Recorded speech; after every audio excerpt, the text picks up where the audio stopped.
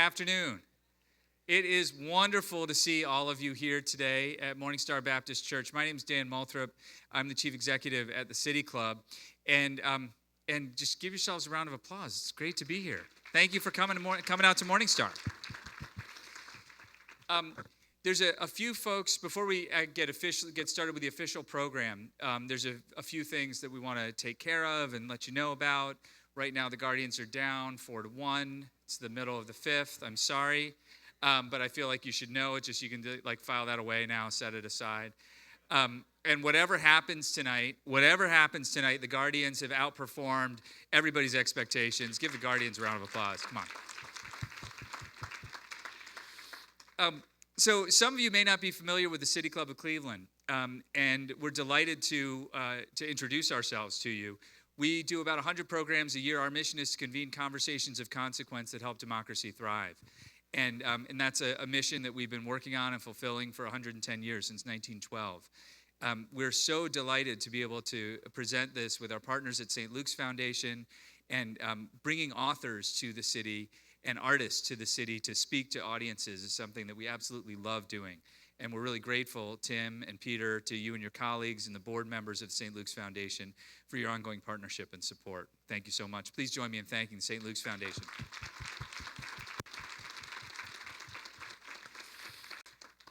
I wanted to thank also our community partners for today's forum, including Passages, the Creative Healing Foundation, Village of Healing, and Third Space Action Lab. If you did not yet buy a copy of the book, Third Space Action Lab is still selling copies, and I think they're about $27. And we are so appreciative. They're the newest bookseller in town, as far as I know.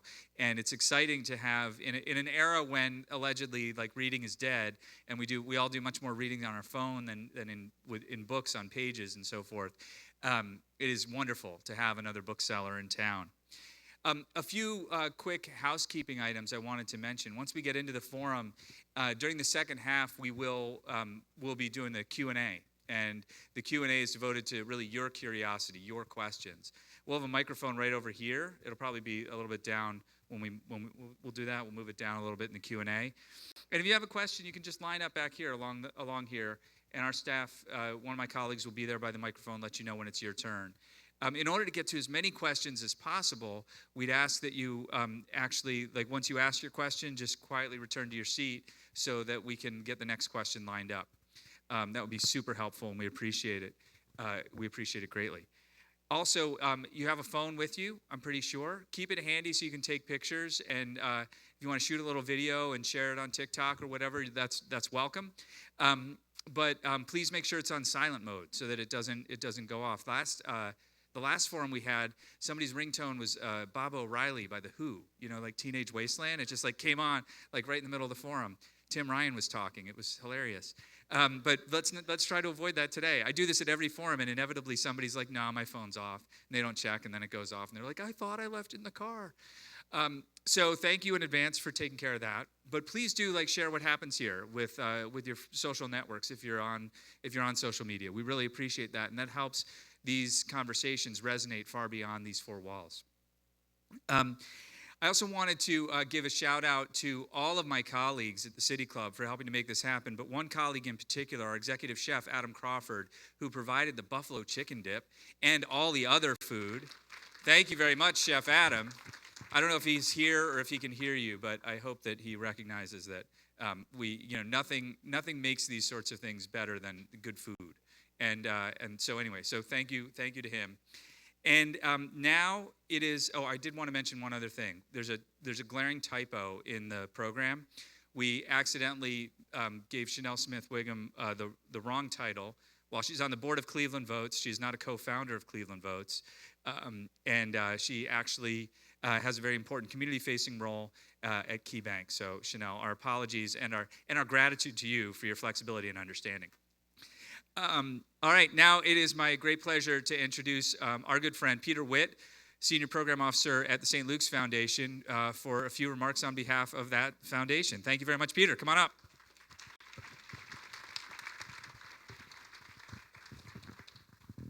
Is that going in? Sorry. No, there you go. Just work it out. We good? Okay, we're good. Bear with me as I position this. So first of all, thank you, Dan, for the introduction. I do have a few thank yous, more thank yous, and then a few comments. But on behalf of our board at the St. Luke's Foundation, and with the representative and to our board president, Terry Allen, Tim, our president, and to our staff, we really want to thank you for being here this evening. It means a lot to see you all in the audience. It means a lot to appreciate the people from this community being a part of this experience with us today. For us at the St. Luke's Foundation, this is about our 25th anniversary. So I want to make sure we echo that. I also want to make sure I thank Pastor Hall for hosting us in partnership with the City Club. Definitely give him some love. And I especially really want to thank some key people. I'm going to call their names. One of them is Ashley Evans, Miss Tony Johnson, there you go. And Adriana Rodriguez. These are members of our Resident Advancement Committee. Let's go, show some love. And why it's important to echo who they are is because they're residents of this community and they helped us plan both events. And so I want to make sure we honor keeping the voice of community in the forefront of the work we do. The other individuals that I want to recognize today are both Devontae Dickey and Sharon Edmonds. They're part of the St. Luke's family, the team. They're behind the scene providing the details of this, so we really appreciate and value your input and your work and the efforts that you're doing. Last but not least, to my right, Chanel Smith-Wiggum. I know you're going to come up here and do your thing. Our esteemed guest, Talib, sitting there. We're looking forward to it, so I'm going to continue my part so we can get to you all. We thank you. And so I want to make sure that we acknowledge that. So to the remarks that I want to provide, I'll start off with this. I was having a conversation yesterday with a person, Randy McShepard, and in that conversation, he happened to mention a quote from Dr. Martin Luther King. And some of you may have heard this quote. I'm not sure, but I'll read it. So in 1963, Dr. Martin Luther King had a reflection. He said, "Philanthropy is commendable, but it must not cause the philanthropist to overlook the circumstances of economic injustice which make philanthropy necessary." What's powerful about that is that as we think about the work of the St. Luke's Foundation and what we've been doing, I can recall us being here June 30th, making a phenomenal contribution to this community through nonprofit organizations and small businesses. I can also remember in that moment, we were ensured that we would have community voice as a part of that selection process. Our board chair and Tim echoed the importance of a strategic plan that was developed in 2018 that addressed social determinants of health, health equity, and racial inequities.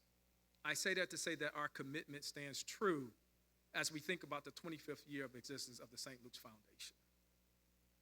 And so as I continue these comments, the word courage came to my mind. It takes courage to stand up. Now let me be honest, I had to Google the word.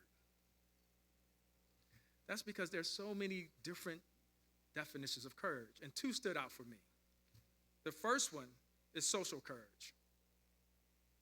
To be yourself unapologetically.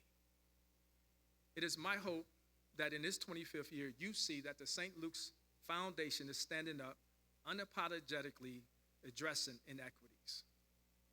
The second word, spiritual courage. Living with purpose and meaning through a heart-centered approach towards all life and oneself.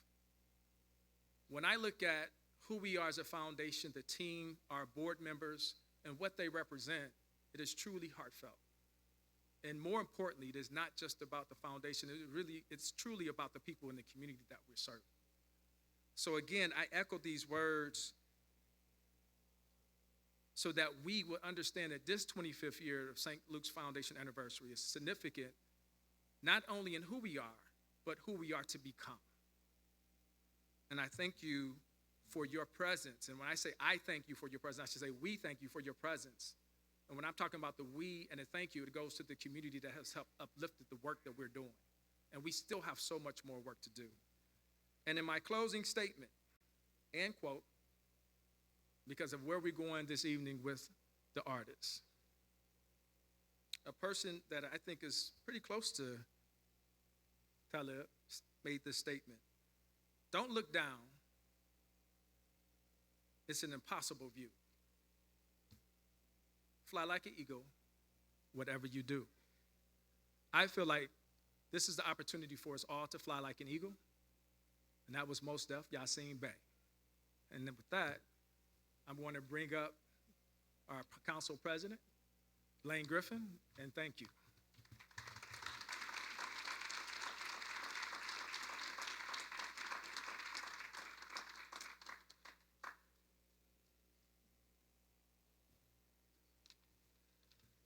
Wow, how do I follow Reverend Dr. Peter Witt? And he's quoting Mos Def. I truly want to just tell everyone what an honor and a privilege it is to be here before you today. I have the dubious honor not only to give welcoming remarks as council president of the city of Cleveland, but also as the proud Ward 6 councilman of this area. Ward 6, where you at? I see a few of us in here. Ward 6 is a great community. It's a Dickensian model of a community. We have some great areas that are doing well and are thriving and growing, but then we also have areas that are dealing with crushing poverty, inadequate housing, health inequalities, and all of the other things that basically lend to struggling neighborhoods. But what I love about Ward 6 is that we really stick together. 25 years ago, or somewhere around there, we all had to witness our anchor institution, St. Luke's Hospitals, that closed down due to financial pressures. And it really was devastating to the neighborhood. We lost approximately 45 to 50% of our neighborhood at that time. But now to sit here and look at my friend, Tim Tramble, my very good friend, that is really making the investments and the strategic investments, and to bring this type of intellectual capacity to our community, it just makes me proud to look at our resurgence that Ward 6 is coming back due to the work that St. Luke's and others are doing. So congratulations on your 25th anniversary. I really want to get out the way and do my thing. I apologize in advance. I really want to get out the way and let my good friend Chanel Smith-Wiggum to do her thing and interview one of the people who I love listening to coming up. Yes, I'm in the hip-hop generation. I just look old, but I really do like hip-hop, and Mos Def and Talib Kweli are the truth. They're real MCs. It's not some of the industry stuff that we're hearing now. These are guys that really were the forerunners of social justice and hip-hop. So it just does my heart well to be able to present a small token of our appreciation. If Mr. Talib Kweli would join us on stage. Just want to give a token of my appreciation, and I'll just read two stanzas. It says, whereas the members of Cleveland City Council take extreme pride and pleasure in extending a warm and sincere welcome to gift lyricist, hip-hop musician, community activist, and author Talib Kweli as he discusses how hip-hop and lyrics can be used as a tool for emotional well-being for the health of our community. And it also says, be it resolved that the members of Cleveland City Council and the citizens of this great city are proud to welcome Talib Kweli as he speaks about how music has helped him emotionally and for his significant accomplishments, contributions, and achievements in his phenomenal music career as one of the world's most gifted hip-hop artists. This council further extends best wishes to Talib Kweli for continued success as he continues to captivate his audience with motivating speeches and for his musical talent and abilities. Ladies and gentlemen, this proclamation will go in the histories and the annals of City Hall, and we will always appreciate and definitely acknowledge Talib Kweli. Thank you, sir. Can we get a picture? It's very thorough. Thank you.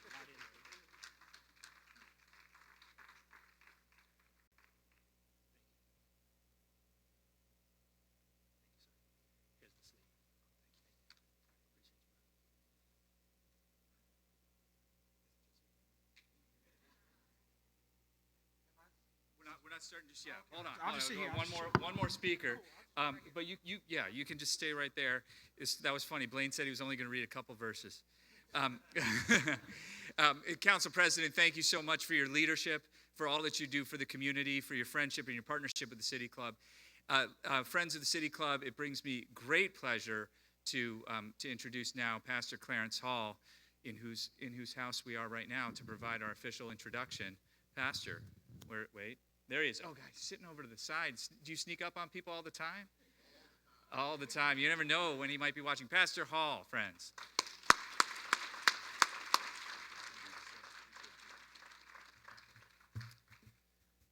Good evening. Welcome to the City Club of Cleveland. I'm Pastor Clarence Hall, and this evening we're gathered here at the Morning Star Baptist Church on Cleveland's East Side. And truly it is my honor to be able to serve as the senior pastor of this great church. Today is Tuesday, October 18th, and it is my pleasure to introduce this evening's forum in partnership with the St. Luke's Foundation as we celebrate their 25th anniversary. According to research, music is a critical tool for navigating emotions and reducing stress.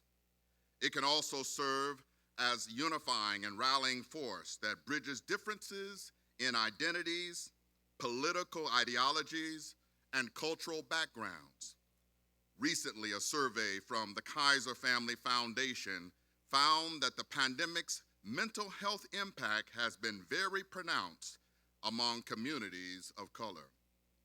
So how can we activate lyrics and hip hop as an emotional well-being tool for the benefit of our neighborhoods? And how can music be used to promote healing and community strength? Well, here to discuss this with us tonight is Talib Kweli, a Brooklyn-based MC widely known for his work with Mos Def and as one half of Black Star. He is regarded as one of the most lyrically gifted, socially aware, and politically insightful rappers to emerge in the last 20 years. He is also the author of a new memoir called Vibrate Higher, a rap story, which is a call to action and firsthand account of the power of revolutionary Black voices. Also joining us today is Chanel Smith-Wiggum, Senior Vice President and Director of Community Relations and Corporate Initiatives at KeyBank. Chanel lives in Glenville's Cleveland neighborhood and has a background in community organizing and an MBA from Case Western Reserve University. Chanel has shared the stage with the likes of former EPA chiefs, governors, and get this, even Bill Nye, the science guy, as a champion of uplifting community voices. Tonight, she will moderate the conversation with Mr. Kweli. If you have questions for our guests, you can text them to 330-541-5794. Again, that's 330-541-5794. You can also tweet those same questions to @TheCityClub, and the City Club staff will try to work them into the second half of the program. Community members and friends of the City Club of Cleveland, please join me in welcoming Talib Kweli.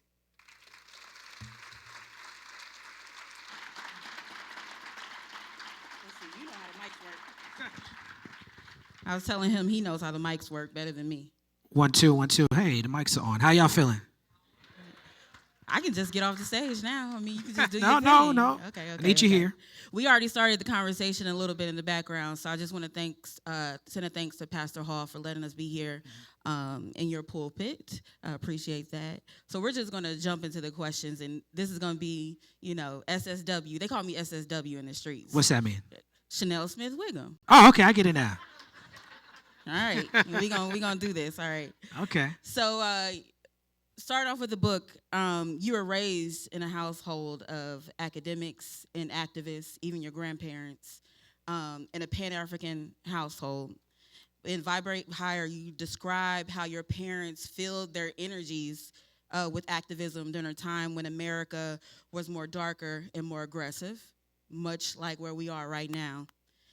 But for them, it was the Black cultural naturalist arts movement that drew them home. And Sonia Sanchez just talked about this on one of your podcasts, how people were called home to Harlem. People were called home to those boroughs in New York City. In what ways have you used your music to call people home and for communities to heal? Well, I was blessed to come into my career via Inkiru Books, which is a bookstore. Can y'all hear me? All right. Inkiru Books is a bookstore I worked at when I was a teenager. When I first got my first record deal, Yassine Bey, Mos Def, and I purchased this bookstore because it was going under. And so a lot of the first few years of my career were spent with me trying to maintain this bookstore. So while a lot of rappers are buying chains and cars, and Yassine and I were trying to run a black business and trying to keep this bookstore afloat. And my relationship with the bookstore kept me in a literary space, and so you hear a lot of literary references in my music. And this bookstore is unique. It was started by, well, before the bookstore, as you just mentioned, my parents were academics, and they took time to take me to museums and libraries and places like this as I was a child. They were active in, my mother was a member of an organization called NOW, National Organization of Women. She was doing voter registration stuff, but the call of the day, the ground zero, I think, for them was South Africa at the time. So they were very active in anti-apartheid work. And so that laid the foundation. So when hip-hop became, when the popular hip-hop was conscious music, Big Daddy Kane, KRS-One, Rakim, with conscious lyricists of Jungle Brothers, Tribe Called Quest, De La Soul, I was a very young man, very impressionable. And so the perfect storm of having cultural nationalist parents with hip-hop was following really the direction of Malcolm X and the Black Arts Movement. And then all of that combining with me working at the bookstore. At the bookstore, Leothi Miller Owens started Inkiru Books.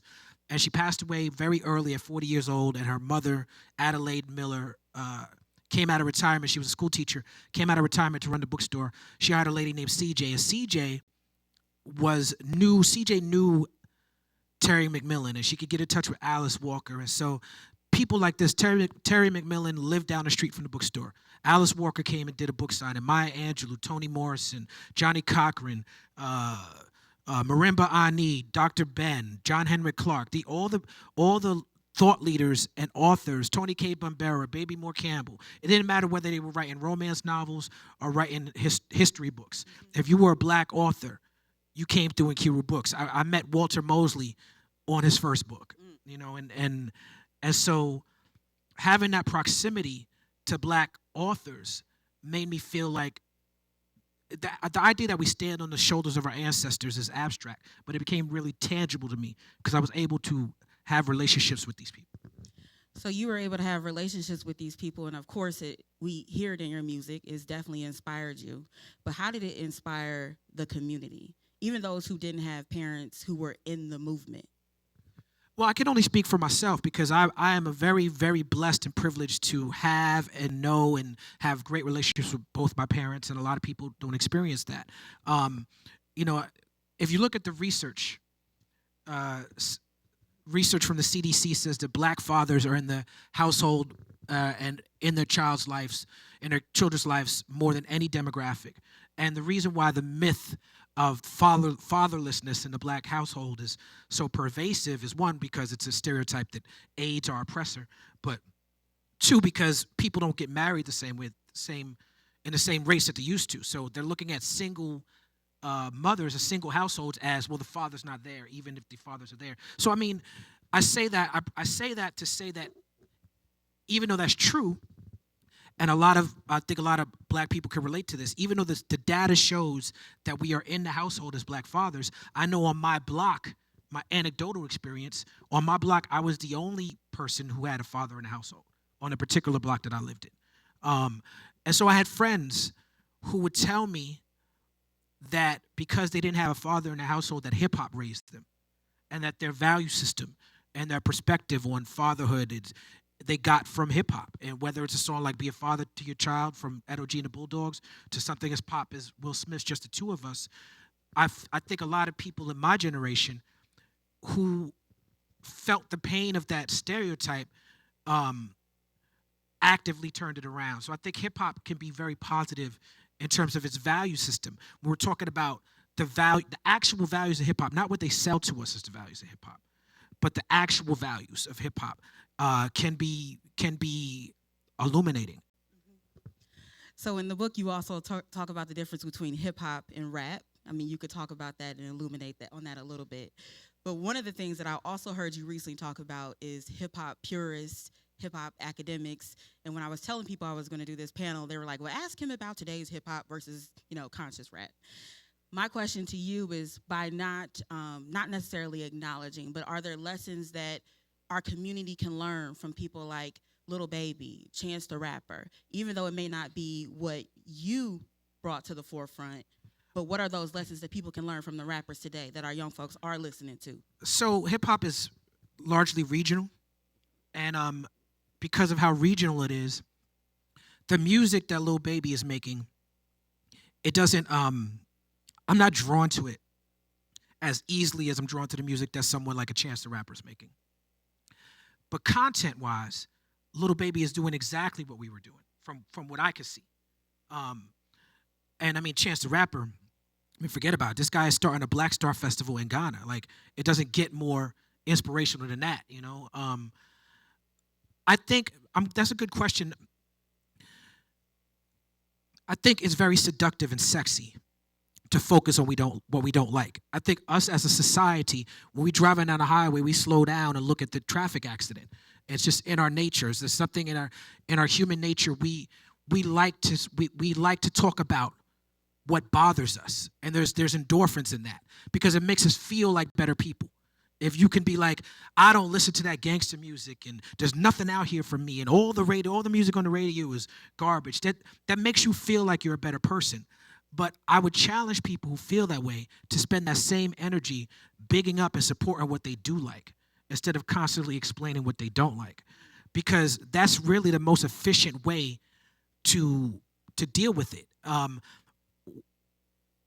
There's so many examples, whether it's a mainstream example like J. Cole or Kendrick Lamar, Kendrick Lamar just put out a whole album where every song he talk about therapy, and arguably he's the most popular rapper, to a more underground like a Cyrock or a Rhapsody or somebody like that. There's so many examples. We spend so much time talking about what we don't like, and we control the radio waves. Like we control it with our ears, with our dollars. We determine what is being sold to us. And too often we give that control over to corporate interests. And corporate interests is not, I don't think it's as insidious as it's not a conspiracy theory, because they're telling us exactly what they're doing. There's no actual conspiracy. They're telling us sex and violence sells, and we're going to focus on selling you sex and violence, because guess what? That's what you're telling us you want with your dollars. And so, I bristle sometimes at the idea that, oh, there's no good music. No. We have to be conscious consumers. Too often we put the onus on the artist to be conscious, and especially rappers. When anything happens in the community, why ain't the rappers saying nothing? Well, how about the program directors? How about the DJs? How about the consumers? Why is it only the rappers? Because the rappers are the most fun. We look like we're having the most fun. We're the most, except, we're the loudest. We have the chains on, and, it's like we're the loudest in the room. So people are like, well, why don't the rappers say something? And I think that we have to put our energy into supporting what we do like and showing the example. I love Megan Thee Stallion. I love Migos. I love debaucherous music. I love empty, vacuous music. It's fun. It's okay, we in the church, but it's fun. It's all right. We keeping it real, right? Like Megan Thee Stallion. You talk about the truth. We're supposed to be talking the truth, right? It's gonna set us free. Shame the devil all the time. I really do enjoy that music, but I was raised to be able to parse the difference. I think most people are raised to understand the difference between entertainment and what you should be. But as some major rappers have pointed out, taking in that energy is very real. So when you're playing around with that, you got to be careful. Instead of saying there's nothing on the radio, there's no balance, I just attempt to create that balance. And I as far as what I consume, I have to be conscious consumer, and I have to be responsible for curating my own playlist. Right. At this point, when you can literally Shazam a song out the air, and it'll be in your phone, you don't even got to pay for it. If you're already paying for streaming, there's no excuse. If you don't like the music you hear on the radio, go listen to psychedelic rock and roll from the 70s for 5 months. Just expand your understanding. There's so much music out there. I'm a musician for a living, and there's no way I can listen to all music. There's actually too much dope music. There's too much good music. I don't have time in a lifetime to consume all of it. So when it's so easy, we get music for free, and people still complain about how there's nothing to listen to, that just feels like laziness to me. Well, one of the things you just talked about, you said one word, therapy. And this conversation is about healing, but it's also about healing in music. In what ways do you pursue self-care outside of making music, enjoying music? What are some other avenues that you can share with us today where you indulge in that? So I want to preface this answer by saying I'm an expert in a few things, but self-care I'm not an expert in. Yeah, because you did like 200 shows a year before the pandemic. I'm an expert at doing shows. Yeah, I'm good at that. And I probably have a lot to learn. There's probably a lot that people in the audience and people can offer me. As far as that question, I can only offer my anecdotal experience. And the pandemic crystallized a lot of things for me self-care wise. I didn't understand how ragged I was running myself. I didn't understand how tired I was. I didn't understand how I was destroying myself. And I didn't see a possibility of sitting down. Not until the pandemic. Before the pandemic, I had never spent more than 2 months in one city in my whole adult life. And so during the pandemic, the first months of lockdown, a lot of things, I was like, wait a second. There are benefits to being in one place. I didn't know that. I could get on a schedule. I could control my diet. I could have a routine. These are all healthy things that I didn't realize I was missing out on. And I was on a treadmill. I was doing 200 shows a year, and I was good at it, right? So I could be performing, get by at a club, and thinking about breakfast the next morning. Oh, I want the waffles at the hotel, And I'm performing, and the audience is clapping and cheering, and they're giving me a standing ovation, but I'm not physically present. And I didn't understand that I was doing that until I had to get back on stage after the pandemic, because my big hit records, Hot Thing, The Blast, Get By, I wasn't able to access them. I couldn't remember the words. And I'm like, wow, I perform these songs almost every night for 20 years straight. How do I not know these words? And it's because for the last few years, I just wasn't present. I was just on autopilot. And that's not good for an artist, because it's like I'm not being honest in what I'm doing. That means that I was just out there for the check. I wasn't out there to really express myself as an artist. So what changes have you made since you realized this? Well, I take far less shows, and I charge way more money. I like that. But it's a brave choice, because it's like I've been learning. It took me to I'm 47 years old. It took me to this age to understand that you have to set your value, and your value has to be based on what you're worth, not based on what's in somebody else's pocket. Preach. I could go down this road and say, was it the consumerism that was driving you? Because I feel like in America, we're taught to consume, produce. It's all about consumption. Yeah, I want to be careful, because we have to acknowledge our privileges. And you have born privileges and you have earned privileges. And I'm born in America. I'm born a man. I'm born a straight man. I have all my limbs, and I'm fairly healthy. And these are all privileges that I'm born with. But I've earned celebrity privilege. I've earned a privilege to be able to determine my own schedule.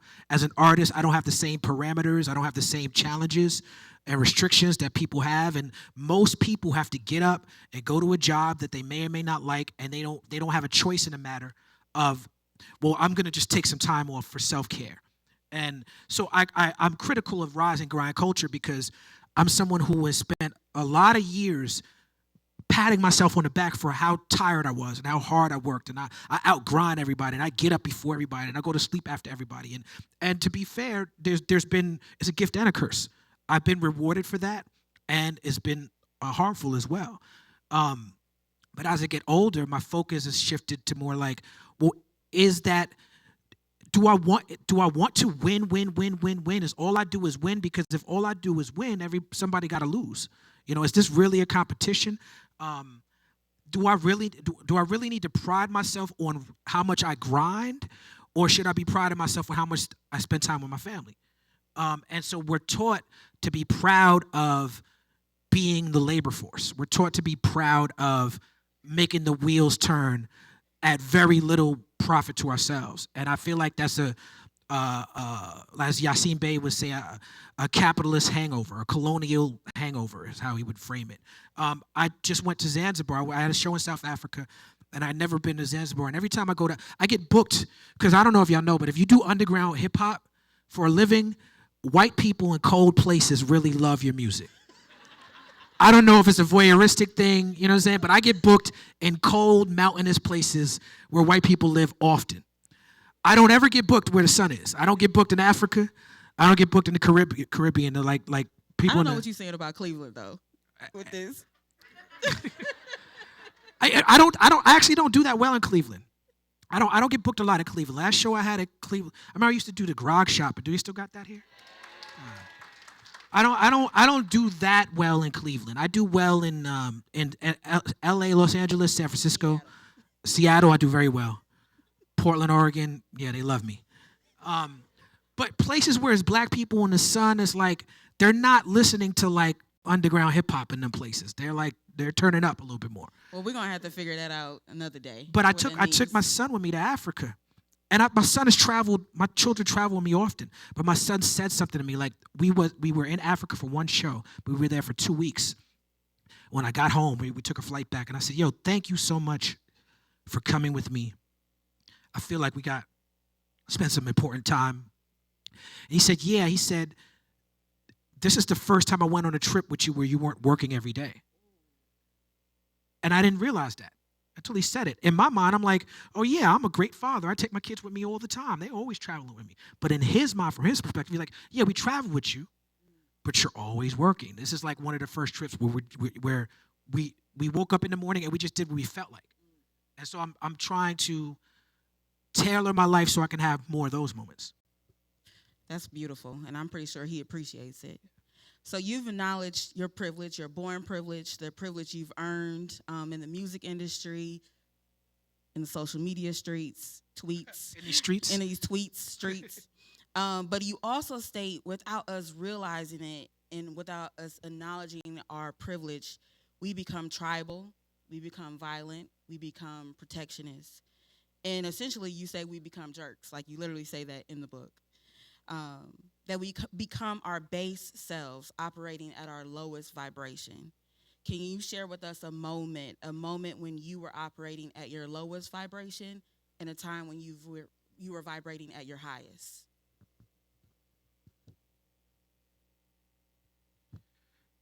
Right now is a challenge for me. If you've been paying attention to any of the news surrounding Kanye West, it's challenging for me because this is someone who I consider my friend. It's someone who I consider my brother. And I've tried in my own way, publicly and privately, to have to sort of criticize him. He went on Drink Champs last year and he said, Kweli always trying to get me to read. He should just read himself to death. And then he expressed how he doesn't like to read. And, you know, it's easy to make fun of him for saying he don't like to read. But in that regard, he's being honest. I think most of us don't like to read. And I think that's part of the problem. What the challenge is that I have a dog in this fight because this is my friend, my brother. He also publicly went after me for challenging him privately. And when he did that, I feel like there are people in our community. I just made a post about this before I got on the stage, but I feel like there are people in the hip hop community, in the black community, and people around me who, when he first put on the MAGA hat in 2016, were treating me like I was tripping to say something about it. you know, and when he started saying anti-black stuff and putting on a hat makes me feel like Superman and all this stuff he was saying, we're still buying his music and we're still buying his shoes and we're still supporting him. And so it's hard for me to comment on it without feeling like I'm being petty and being biased and just in my feelings because of the things that he said about me. But at the same time, it's hard for me to not comment on it because he says on Last Call that I'm part of the reason why he has a career. You know, part of the reason why people gave Kanye West a look is not just because of how dope and how talented he is. He's incredible. But also because he came through Black Star and Common and Dead Prez, and we all vouched for him. And where I'm from, vouch still means something. You know, so if I vouched for this man 20 years ago, and now he's straight up saying anti-black Nazi rhetoric, I feel obligated to say something about it. But I've hesitated. I've hesitated to speak on it because I feel like, am I just in my feelings? Am I also clout chasing? Am I also using his downfall to make myself look better? And so these are things that are in my mind, and I've had to navigate and be cautious in how I respond to this stuff. So as activists, because I think you and we see each other as activists, we call people out. That's what we do. I see you online all the time. If they deserve it, if appropriate, yeah. This is your friend. Mm-hmm. You call them out in private. At one moment, let's put Kanye to the side for 1 second. If someone goes left, not on the political spectrum, we call them out. At what point do we call each other in? Because we're in a fight against white supremacy. Right. Well, I think it's about intention is, you know, when it comes to oppression, intention doesn't matter, results do. So it doesn't matter what Kanye West's intentions are. His results is he's enabling white supremacist rhetoric and behavior. But when we're dealing with friends and family and people that we claim to love, we can't just throw intention out the window. We have to acknowledge that your results are still creating harm, but I think the intention for me with somebody like Kanye is to always call him in. Candace Owens is not my friend. I'm calling her out. She's never been a friend of the community. Kanye West has been a friend of the community. So I'm calling, and he's my personal friend. And I don't ask anybody to forgive him. I understand if someone's like, I can't rock with Kanye, I don't forgive him. But what can I say to that? So for me, I'm always calling him out. And I want to state this too, because Kanye's playing with fire. The things he's saying is very dangerous. And the reason why it's so dangerous is because of the cultural currency he has in our community and because he's mixing the lies and the bigotry in with some truths, which is dastardly to do. I don't think he understands how dastardly he's being, but it's dastardly. And so I want to say this as we're talking about it. When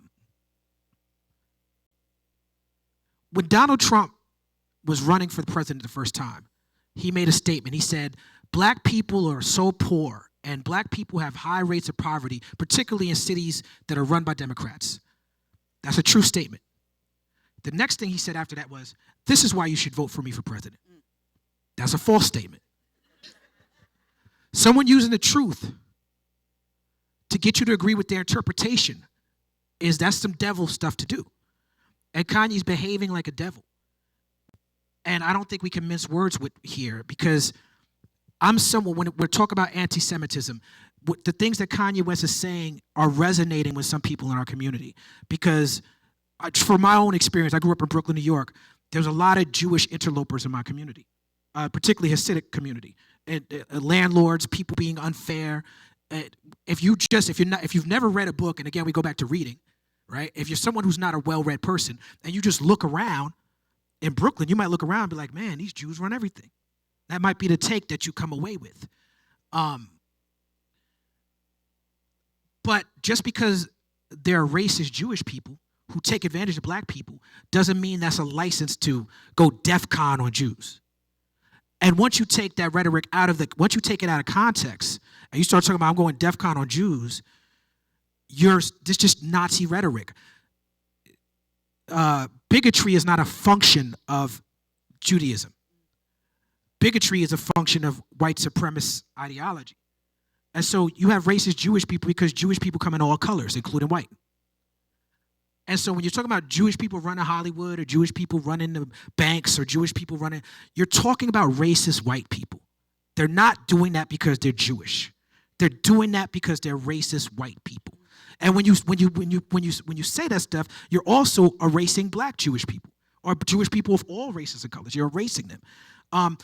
Now, in case that's still not enough, if you say that stuff, which you're playing with the truth, you're throwing a little nuggets of truth in there, but you're also saying it wearing a White Lives Matter t-shirt, and you're standing next to Candace Owens, and you got on the MAGA hat, and you're buying Parler from Candace Owens' husband, which is a right-wing Twitter for racist people who, when you're doing all that and you're saying DEFCON on the Jews, there's no room. I don't want to, nobody should be saying, well, he lied about George Floyd, but everything else was true. No, you're enabling Nazi rhetoric when you say that. Right. And I think that's very important to state because a lot of people are getting caught up that divide and conquer is very real. These Jewish people that Kanye West is talking about, our enemy is also going after these people. And I'm saying this as someone who is pro-Palestine. I'm saying this as someone who is against the apartheid system of the Israeli government. I'm saying this as someone who has had shows canceled. I've had death threats. I've been attacked by Zionists for standing up for Palestine. So I understand the criticisms. They're valid criticisms to be made about anti-blackness in the Jewish community and what's going on in Israel. And as you think about this in the context of Kanye, but in the context of community, right? So we're talking about community healing among ourselves in this community in Cleveland, in neighborhoods that have been disinvested, in neighborhoods that are struggling, but are on the come up because of organizations like St. Luke's Foundations and other leaders in our community. When you disagree with someone who's your friend and you see him as a part of the movement, at some point he was, right? He was a voice. He was a platform and a voice. He was given a voice and a platform. You all have platforms. You as a rapper have a platform. Kanye has a platform. At what point does that platform become a weapon against our own community? Is that what's happening with Kanye? Yeah, I think what we're seeing with Kanye is indoctrination. He's not thinking, the whole free thinker, it's not a coincidence that everyone who claims to be a free thinker just ends up agreeing with racists, He's not thinking for himself. He's literally regurgitating talking points from Candace Owens that she got from Turning Point USA, which is the white supremacist organization that she used to work for, that she actually lost her job because she said that Hitler would have been okay if he didn't try to expand past Germany. Which is not apologizing for Nazis. Kanye West, and so for him, I'm not willing to have the conversation with him because he's being indoctrinated. It's like the Manchurian Candidate at this point. I can disagree. I think Kanye West has proven in real time that conservative values are a direct pipeline to Nazi ideology. Yeah. You are telling the truth, especially when it comes to this part about Kanye and just him just falling in. I don't want to end this particular conversation on Kanye. I want to talk about where you get your inspiration from, in particular from Black women, because I've heard you talk about it. And I'm actually going to borrow a question from Ohio's own Bakari Kitwana, who is in the audience tonight. Can you share which Black women writers have influenced you and how they have influenced you? Well, one of the most direct influences on me as a writer is Toni Morrison, as evidenced by the song Thieves in the Night off the first Black Star album. So for Thieves in the Night, the hook of Thieves in the Night, not strong, only aggressive, not free, we only license, not compassionate, only polite. Now who the nicest, not good but well behaved, chasing after death so we could call ourselves brave, still living like mental slaves, hiding like thieves in the night from life. That's an interpolation of the last paragraph of Toni Morrison's Bluest Eye. So it's like a direct inspiration. But I'm also very much influenced by Maya Angelou, Octavia Butler, Edwidge Danicat, who put out her first book, Breath, Eyes, Memory, when I was working at the bookstore. And who else? Angela Davis is a writer, someone who I'm very inspired by. Those are the ones off the top of my head. Thank you. I think we're waiting on someone to turn us over to the Q&A part of this, but before Cynthia gets up here, I want to ask you one more question. Sure.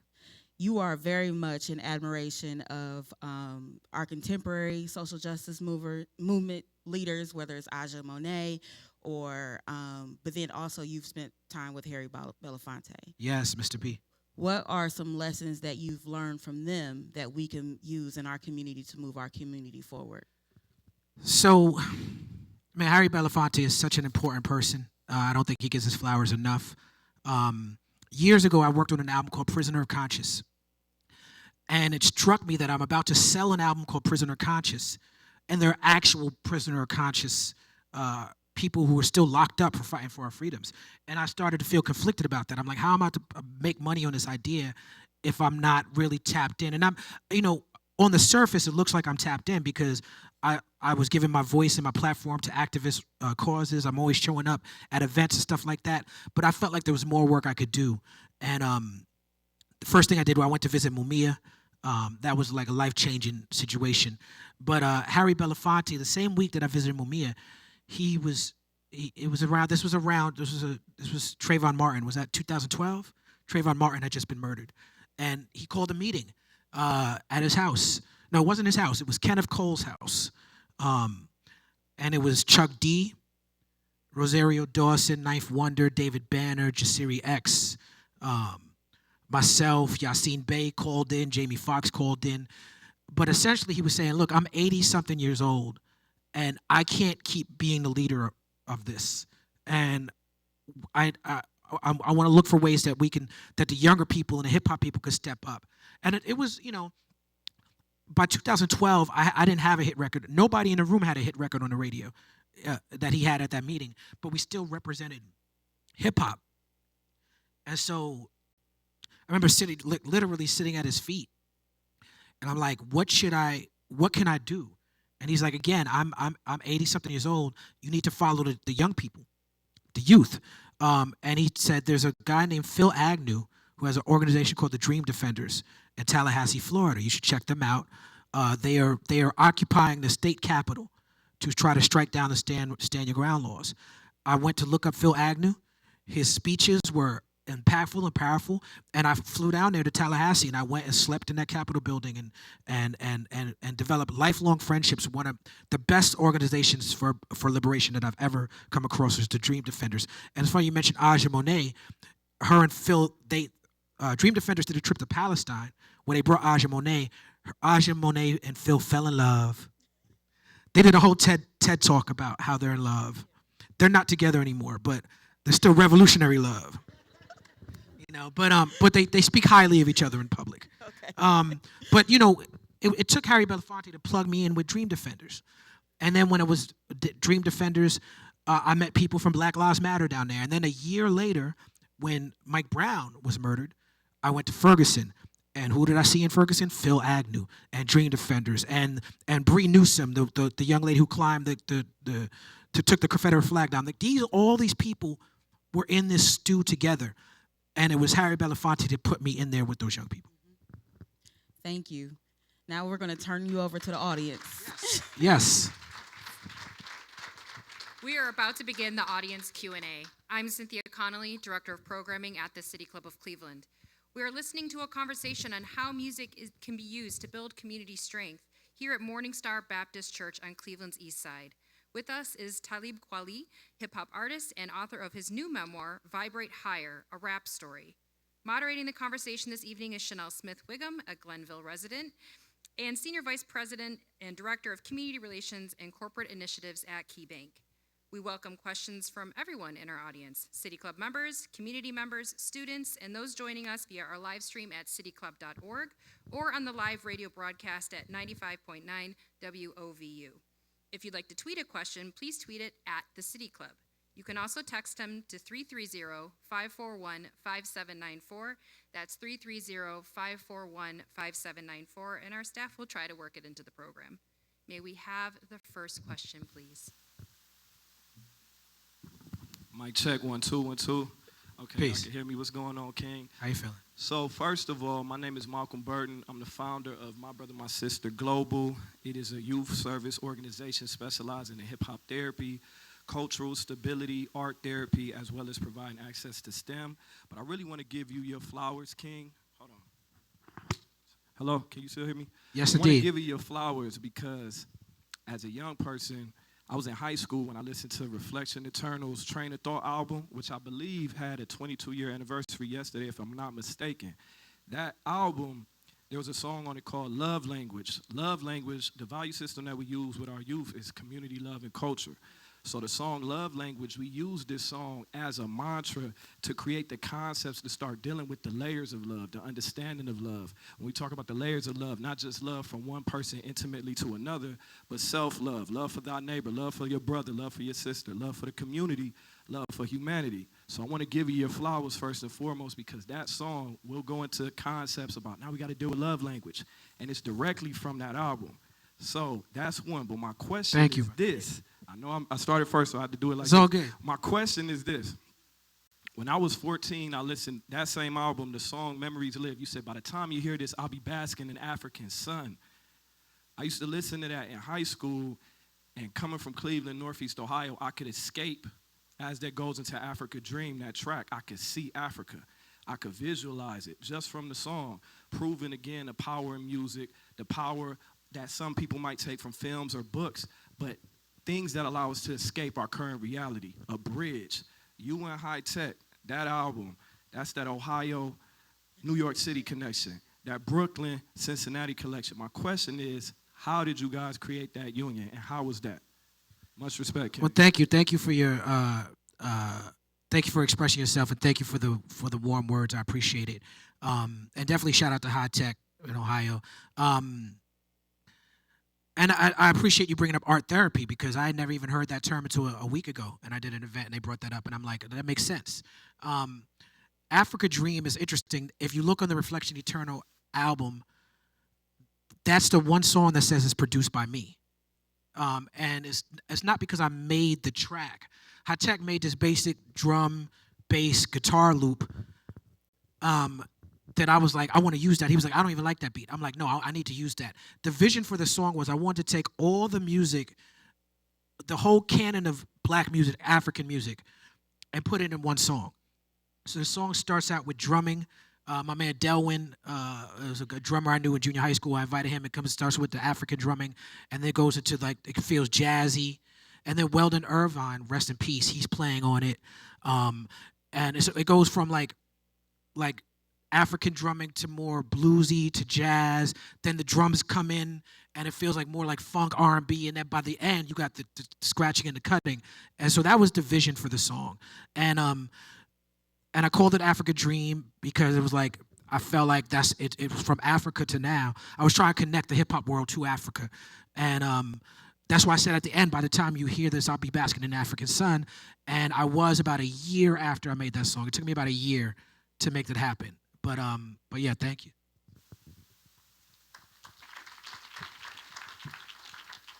Good evening. Peace. Thank you for being here. Thank you for having me. Like, love your music. Thank you. I Thank you. told my wife, you've listened to them, you just don't even know it. You've been every time you. Thank you. Two-part question. Your book, Vibrating at a Higher Level, Vibrate Higher. Can you expound on that and how sound vibration affects the human body and emotion and health? And two, do you intentionally or have you intentionally made music at a certain frequency to get that effect? Yes, thank you. So Vibrate Higher is not, for me, a directive. It's more of a mantra for myself, an instruction for myself. Because I'm not perfect, I'm flawed in many ways. And so me naming the book that was a reminder to self. In the first chapter, I talk about how my friend Wisdom Salah gave me a book that talked about, an experiment where they played music and tested the effect it had on water and the patterns that the vibration from the music created and everything. And then that made me think of being on tour with De La Soul. De La Soul has a song called Stakes is High, and it samples James Brown. And when I'm on tour with De La, the way they go into Stakes is High, they have a chant that they do, and they say, when we say vibe, we want y'all to say vibration. Stakes is high. You know the stakes is high. When we say vibe, we want y'all to say vibration. And doing that song every night on stage, I was on tour with High Tech, Common, Pharoah Monch, De La Soul, rest in peace, Biz Markie. And every night on tour, when they did Stakes is High, because that was a big record that year, we'd all come out on stage, and the collective energy in the room would just raise up so high that I saw the vibe raising just from music and chanting. And so I always strive to get to that moment in my music. And I've failed at that mission. At certain times in my career. There's been times in my career where I've made music just for a check, where someone wanted to do a feature. I wasn't really feeling the song, but the money was good enough, so I just did the song. When I would just go in the studio and be like, okay, I need to make a club banger, or I need to make a song for the ladies, or I need to make, and that's not an organic, conducive way to make music. That's not the right way, the right intention to making music. And I found that the more I pay attention to making sure that I can keep my vibration, like even making sure that the right people in the studio, using the same engineer all the time, having the same lights and scents in the studio when I'm there. All of this stuff has become very, very important. And at this point, and back to what I was saying about making sure that I'm always present. If I'm not present, I don't make music. And at this point, the music for me is only to vibrate higher. We're in a church now. That stage is my church. That studio is my church. And so I owe it to myself to continue to try to do that. Thank you. Good evening and congratulations to you. Thank you. I have a question. I do believe that music is a healer. I've always believed in that. And coming from a community that is so broken and listening to the rap music and the hip-hop music that I see these young people listening to, even the older people. Some of the language that is used in this music is so disrespectful. I see even the younger babies mimicking these words to these disrespectful songs, but they cannot read. They are failing in schools. But if you see them out there every day, and I'm in the community every day, I'm a community leader and advocate. So to watch these babies that cannot read, that cannot do their math, but can recite every rap song that's out there that is disrespectful, especially to women, and they think nothing of it. So my question to you is, how can we turn that into something more positive for our younger people and for our babies who are failing so much in communities because it's a subsidized community, and of course it's stigmatized forever. So to build these babies up in a more positive way, what advice could you give me as a community leader so that we can move these children, our babies, in a more positive direction as far as music is concerned? Thank you. So for the first part of my answer, I'll go back to what I was saying about, I do think it's imperative for us to highlight positive hip-hop, and there's a lot of it out there. And so there's almost too much of it. And so I would encourage people who are not happy with what's being sold to them to become more conscious consumers and create your own playlist and be intentional about what you're taking in, and to lead by example. You put a lie next to the truth is always going to outshine the lie. The lie don't even stand a chance. But if all they have is the lie, if that's the only thing they have, they're going to gravitate to that. I think it starts at the root.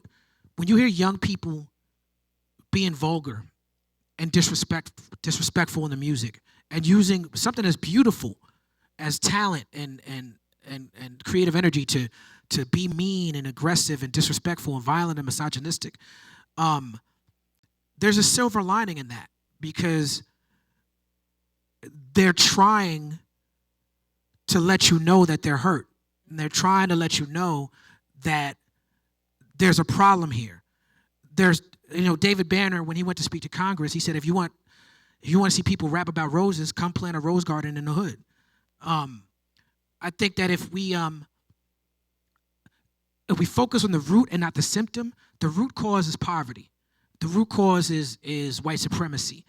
The root cause is not children singing bad rap lyrics. So if we look at things like as simple as Gracie's Corner. Y'all know what Gracie's Corner is? Some parents here. Like it's a great alternative to Coco Melon. It is, you know what I'm saying? But just starting at the root, right? Understanding that, okay, there's certain sounds and styles that the children are gravitating towards. Well, as parents, let's be responsible and let's create content that creates a balance for our children in our household.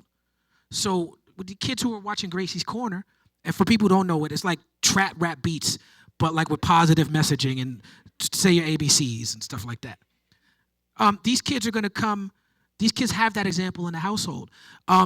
As a New York City kid, I can't stress the importance of what Sesame Street did, not Sesame Place. I gotta clarify here because it's two different organizations. Sesame Street didn't like what Sesame Place did recently, but Sesame Street, there's a great documentary on HBO Max called, I think, Our Gang right now, and it's about the history of Sesame Street. And Sesame Street was started by educators and community people for all different races and backgrounds who had the same question that the sister had. And how many people watch Mad Men? Nobody, right? It's a really white show. Grey's Anatomy. Don't judge me. I love Mad Men because Mad Men, it broke down how the advertising essentially started to sell us liquor and cigarettes. And TV was invented, like, you know, and laundry detergent. You know, a cigarette company sponsored 60 Minutes when Mike Wallace would do interviews with Salvador Dali. But before I do this interview with Salvador Dali, let me tell you about the smoothness of Parliament cigarettes. You know, that type of thing. And the Tide Variety Hour. You know, these TV programs, TV shows were invented to sell us stuff. And advertising is a very subversive thing. It's a very, very deliberate thing. So what Sesame Street people did was they took the lessons from Madison Avenue advertising techniques, and they applied them to education and applied them to, you know, kids. They were noticing the disparities of kids in the hood weren't reading, weren't passing the test right. And they had real results to the point where, you know, there were like bigoted communities down south trying to ban Sesame Street, like PBS down south in certain neighborhoods. Kids didn't have access to it because it was teaching communities of color. It was doing too well in communities of color. So I think that's a good example of taking what we have, taking the resources we have, and using them and applying them to our children, not being dismissive of the TV. Oh, okay, they watch the TV. Well, how can we use that for positivity? Oh, okay, they like these type of beats. Well, how can we put positive stuff over these type of beats? Peace. Peace. Ooh. Appreciate you.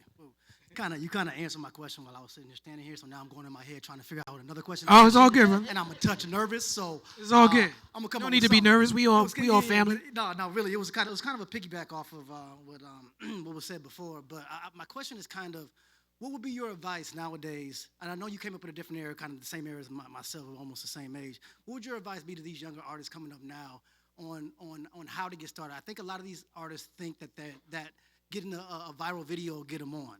And I think that they all think that way. What would be your advice to tell these young artists? Because I work with a lot of artists and I do a lot of things out here with videos and that kind of stuff. What would you tell them so far as trying to get on this day and age?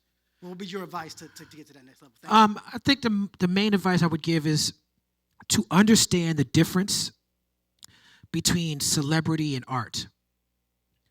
And I think that people look at celebrity as artists, and they're not always the same. There's a term that I don't hate anything, but there's a term that I really dislike that gets tossed around, and that term is content creator. People pat themselves on the back. I'm a content creator. Well, what does that even mean? Every time I speak out my mouth, I'm creating content. Don't get me started on this. You know what I'm saying? If I fart on an airplane, I created content. But is that as valuable as a Jacob Lawrence painting? Right. How can you compare? Just like the idea, it's a real lazy term to me. Like the idea that I'm supposed to respect you and value you because you created content. What does that even mean? I mean, it eliminates all morals. It eliminates all accountability. It eliminates anything the idea that I'm supposed to just respect you because you got views, because you created content. I don't understand how that's artistic. So for younger artists, I would encourage them to not focus on the fame and not focus on the celebrity and not focus on being content creators, but to really study art, especially for communities of color. Art is a major, major resource for us. When you look at civilizations of the past, whether it's Roman civilization or whether it's the Confederacy, the dollars of the currency that they use is not worth anything, but the art is completely worth a lot. When you look at movies about dystopian futures, you know, people are still collecting art. You know, when you look at Children of Men or The Matrix, there's art all through it. When you look at what the Nazis did, the first thing they did is went and steal the art because they understood that the art will always appreciate. And so I think focusing on studying art and studying artists as opposed to studying moments is important. Hey, King, it's a pleasure to be here with you, brother. Pleasure to be here with you. I saw you in Charlotte, North Carolina, and I was so disappointed when I got there because I wanted to hear you speak, but you DJ'd. When was this? This was probably about 2018, 19. Okay. Yeah, you DJ'd. Okay. And I was like, oh, man, because I was bragging to all Was my set friends. whack? Huh? Was the set just terrible? No. Listen, I was disappointed at first, but I walked up out of there feeling real Okay. because you got out. But I really wanted to hear you talk. Okay. And I have bragged to all my friends because my friends, they really wasn't hip to you. So I said, man, come on, we got it. Right, and then I played a bunch of other rappers' records. But I just want to say, do you do more DJ shows? Is that part of what you do now, or? So DJing, I really enjoy it. Thank you for your question. I really, really enjoy it. Rapping is hard. It's very hard. I get up there and give my all, blood, sweat, and tears, sweating through my clothes, through my jeans, through my underwear, all that, to give a show and deliver message and everything. And it's like, you mean to tell me I could just play someone else's record and get the same effect from the audience? In the same check? And without sweating? The check ain't quite the same yet, but I do love DJing. I do it a lot. I do a party in Austin, Texas once a month called Last Tuesdays. But my main gig is being an MC. My main gig is being a rapper, and that's what brought me to this place. And I'm a celebrity DJ. So I have DJ privilege. So I got to respect all the working class DJs who really have to work and get drinks spilled on their computers and have to deal with requests. I don't really have to deal with any of that because I get treated differently because of my stature as a rapper. But I'm a humble student when it comes to, I don't even like to say I'm a DJ, I'm more a selector. When it comes to my music taste and my musical knowledge, I can compete with the best of the best when it comes to DJs. But when it comes to technical skill, not at all. Like I get away with the blends because I know the jams. You know what I'm saying? I know which jams work. So if you know the jams, that makes up a lot of it. But I gotta give respect to all the DJs who know the jams and also got the technical stuff down. Do we have any more questions from the audience? Oh.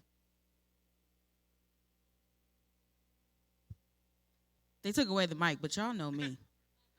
You can still ask. Make it fast. Make it fast. Yeah.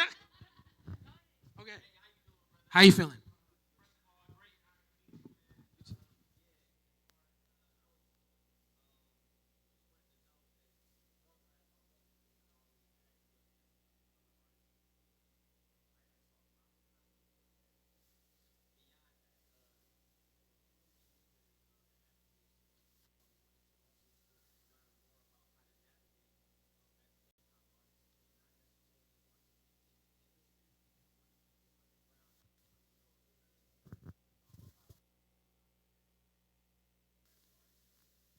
You know, I think that like I said earlier, hip hop is regional. And so in my experience, any hip hop artist that blows up does it because he has his whole city behind him. And Cleveland has given us some great hip hop artists from Cuddy. Is Cuddy from here? Yeah. And Chip and Bone Thugs and but the city had to get behind him. So if you're an up and coming rapper, you have to galvanize your city to the point where when I come to your city, I don't leave without several people telling me that I need to be checking for you. Like if you in this city, when I leave, people need to be like, yo, have you heard such and such?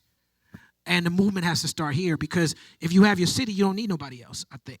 And then when you do get to the mainstream level, that's what gets you there is that you already have those people behind you. I think that it's just like politics. It's you got to go local. You got to focus on local. Don't focus on the presidential elections. Focus on local elections. When it comes to hip hop, don't focus on Billboard. Focus on your city. And there's election now. Early voting has started. You can vote between now and November 8th.